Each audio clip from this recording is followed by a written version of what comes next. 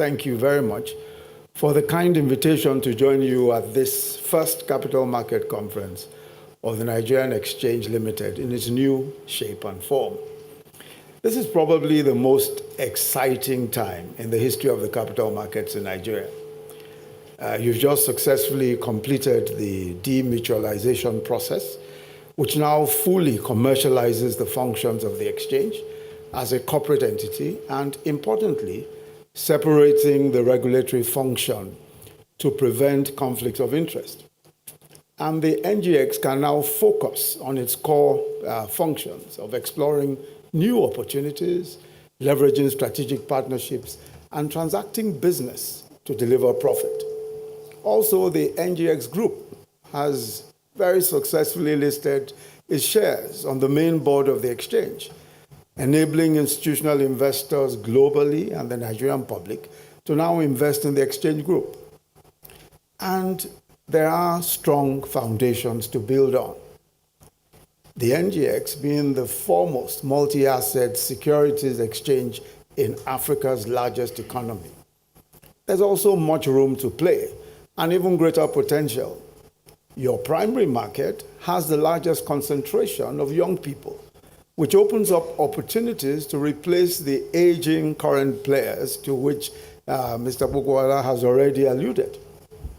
Many times over, we can actually replace these 50 to 55, 50 to 60 known investors many, many times over now with a new population of much younger people. Besides, you are now positioned to reverse the trend of declining IPOs in capital markets worldwide, with offerings that are more business-oriented and less constrained, with a much less constrained exchange, such as you have now. And so it is possible to do much more. We now have greater room for redefining the exchange for international competitiveness. This is especially so as is currently being done by you, reviewing the governance framework, and of course the profit orientation of the exchange also means that the investors can look forward to seeing more fast-growing companies listed on the exchange. Every investor, at least all smart investors, must now be looking at how to become a part of the miracle of the Nigerian unicorns. The 5 or 6, even probably 7 now, indigenous Nigerian companies that became billion-dollar enterprises since 2015 in the midst of 2 recessions. By the way, I know, of course, that you are working on that. And the theme of this conference, the Future-Ready Capital Market Innovating for Nigeria's Sustainable Recovery, I believe speaks very eloquently to all of these huge and exciting prospects.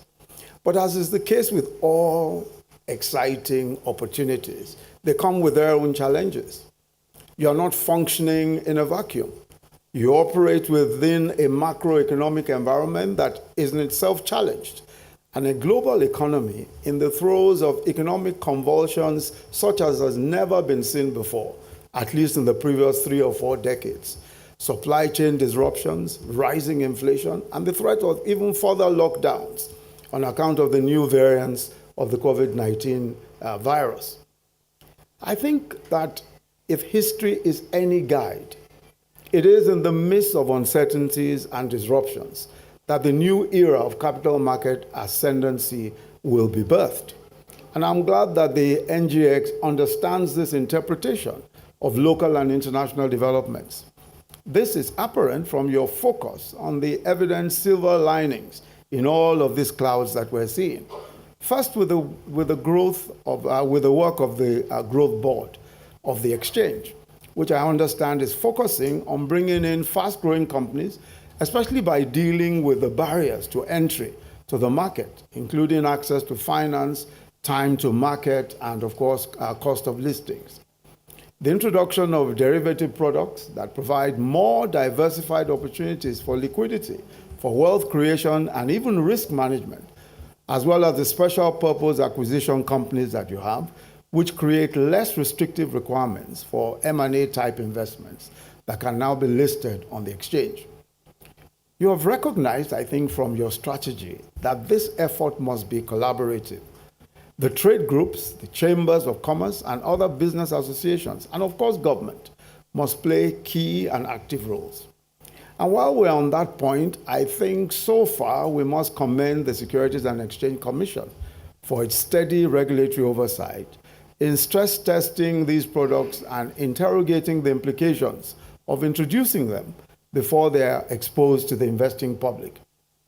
But second is your strategic focus on technology. And again, the CEO has repeated that. And this is two-pronged. Technology to bring in a new crop of young investors, many of who use only their smartphones and other such devices, primarily for engaging with commerce and banking activities today.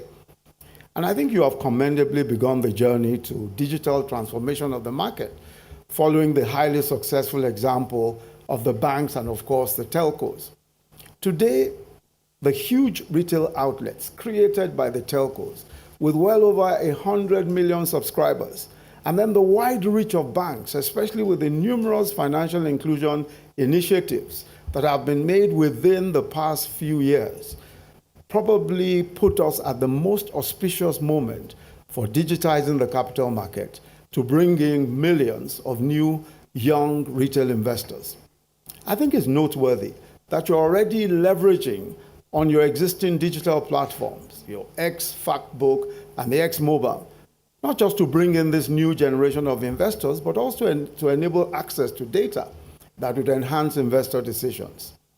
The second prong of that technology drive, which I understand is being driven by the NGS Technology Board, is attracting the tech companies, the present and future tech unicorns, to the market as a viable option for raising capital. And His Royal Highness, the Emir, just referred to that. And at the same time, giving more investors the opportunity to benefit from the phenomenal growth of these companies. There's a great deal of work here to be done by the regulator, primarily to enable faster and less cumbersome access to the market for an understandably impatient class of potential investors who have other options that may be faster on the draw, especially foreign options, the opportunities for raising capital from foreign markets. But we must work gingerly to ensure that where policy may be involved, we enhance and not encumber the ability of these companies to raise capital quickly and efficiently. This, of course, will call for monitoring and mirroring successful global best practice. In the wake of the urgent imperatives and the implications of climate change, climate finance has become central to a lot of our conversations on finance and capital markets too. The federal government and the NGX have since 2017 taken the initiative of issuing the first African sovereign green bond and the first climate bond certified sovereign bond. And we became only the fourth nation in the world to do so. The value of Nigeria's green bonds market has now hit $136 million within 3 years, with 4 issuances recorded since the first issuance by the federal government, as I said, in 2017. And it continues to grow. I'm aware that in keeping with our thought leadership in this area, the NGX has already produced guidelines for sustainability reporting. That is, the disclosure and communication of environmental, social, and governance goals, as well as a company's progress towards them. Sustainability reporting is mandatory for premium board-listed companies. And it's even more important, especially as we seek to attract foreign institutional investors for whom sustainability reporting is becoming a norm. In any event, the benefits of sustainability reporting are extremely useful for corporates as they improve corporate reputation, build consumer confidence, and even increase innovation. In that same rubric of socially responsible and SDG-compliant investment products, we must also leverage on our experience with issuing Sukuk bonds.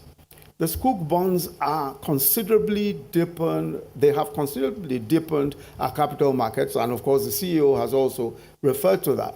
And proceeds have been particularly beneficial to us as a government in improving our sources of finance for infrastructure projects. There's a great deal of room here for bringing in many more retail investors. Also, the African Continental Free Trade Agreement offers exciting new prospects for cross-border listings and activity and the formation of long-term capital. Your brand campaign, the stock of which Africa is made of, which was well commended by Mr. President in his keynote at that launch, is not only imaginative, but is bold and focused. And I think of importance now is that the NGX must work with all of our AFCTA negotiators, especially as we progress towards setting the rules in the service sector. And I think that this is particularly important. The NGX must see itself as a critical player, even in the negotiations now of the AFCTA. We're at a point where we're looking now at negotiating service rules. We've looked at rules of origin already. So this is the time to come into play, along with government negotiators, to get the very best deals possible from all our partners all over Africa. I've spoken earlier of the role of the macroeconomic environment and, of course, the regulatory regime in realizing the huge opportunities we now have in the capital markets. But this issue is crucial. Government policy and action are important, and there is no way of overemphasizing that. The NGX in 2020 was the highest performing exchange, we're told, with a return of 50% on the all-share index when compared with 98 other exchanges tracked globally by Bloomberg. Yet in 2021, so far, the exchange has experienced a significant withdrawal of foreign participation as well as domestic institutional participation, leading to a meager year-to-date performance of something in the order of about 7.65%.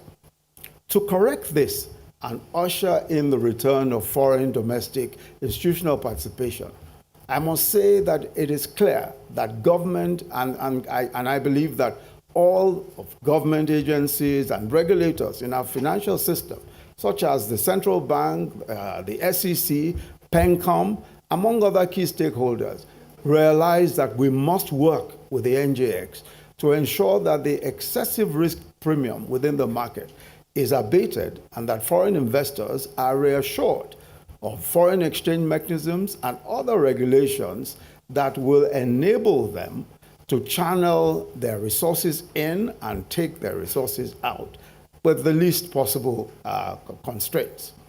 This government has shown its commitment, and I believe that that is evident. We've shown our commitment to working with the NGX and to working with the capital markets, especially, of course, with the signing of the demutualization bill into law in 2018.